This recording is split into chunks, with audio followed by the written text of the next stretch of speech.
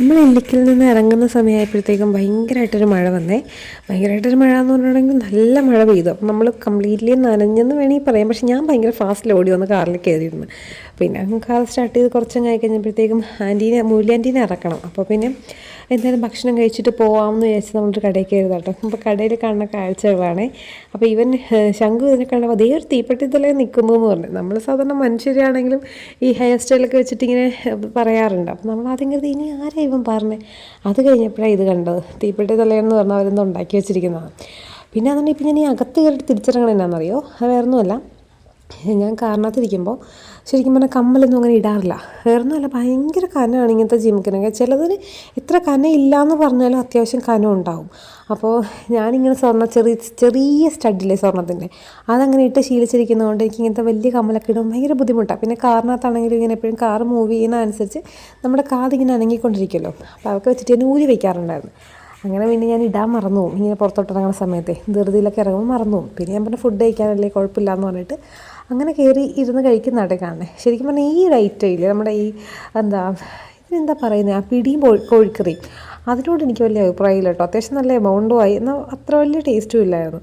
കുഴപ്പമില്ല. പിന്നെ നിങ്ങൾക്കറിയാമല്ലോ, ബിരിയാണി നമുക്ക് മസ്റ്റാണ് എവിടെ പോയാലും. നമ്മൾ ബിരിയാണി വിട്ടിട്ട് ഒരു പരിപാടിയില്ല. പിന്നെ അവിടെ നിന്ന് കഴിച്ചൊക്കെ ഇറങ്ങിയിട്ട് ഇതിപ്പോൾ നമ്മൾ ചേർത്തലെത്തി. ചേർത്തല നമ്മുടെ ബെഡാ ബസാർ എന്നും പറയും, പിന്നെ മഹാത്ഭുതം എന്നൊക്കെ പറയും കേട്ടോ.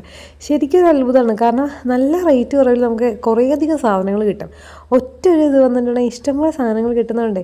നമുക്കൊരു കുറച്ച് അഫോർഡബിൾ റേറ്റിൽ കിട്ടുന്നുണ്ട്. എന്താ പറയുക, നമുക്കൊരു സമാധാനം കിട്ടുന്ന സ്ഥലമാണ്. കാരണം നമുക്ക് അധികം പൈസയൊന്നും മുതലാവില്ല, മീൻസ് പൈസയൊന്നും അങ്ങനെ ചിലവാകില്ലല്ലോ.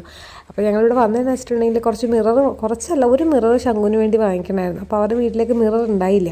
ഇത്ര നാളും മിററില്ലാതെയാണ് ചിന്നുമൊക്കെ കോളേജിലോട്ട് ഒരുങ്ങിക്കൊണ്ട് പോയി എന്ന് പറയുമ്പോഴത്തേക്കും ഭയങ്കര അത്ഭുതമാണല്ലേ. അങ്ങനെ പിന്നെ മിററെല്ലാം കൊടുത്തു. അപ്പം കുറച്ചധികം എനിക്ക് തോന്നിയിട്ടുണ്ടെങ്കിൽ ഓണസമയം ആയതുകൊണ്ടാണ് ഇത്രയും തിരക്ക് കേട്ടോ. അല്ലെങ്കിൽ പെട്ടെന്ന് തന്നെയാവും. ഇവിടെ ഭയങ്കര ക്യൂ ആയിരുന്നു. അപ്പോൾ ഞാനാണെന്നുണ്ടെങ്കിൽ കണ്ണനൊരു ചെരുപ്പ് മേടിക്കണമെന്നുണ്ടായിരുന്നു വീടിനകത്തിടാനായിട്ട്. പക്ഷേ അത് മറന്നു പോയിട്ടോ. ഇങ്ങനെയൊക്കെ കുറേ ചെരുപ്പൊക്കെ നോക്കിയെങ്കിലും ഇറങ്ങുന്ന വരെ നമ്മളത് ഓർത്തില്ല. പിന്നെ ഇറങ്ങിക്കഴിഞ്ഞ് തൊട്ടപ്പുറത്ത് വേറൊരു മഹാത്ഭുതം അതുപോലത്തെ ഒരു ചെറുതല്ല, അത്യാവശ്യം ഇത്ര അല്ലെങ്കിലും കുറച്ച് കുഴപ്പമില്ലാത്തൊരെണ്ണമുണ്ട്.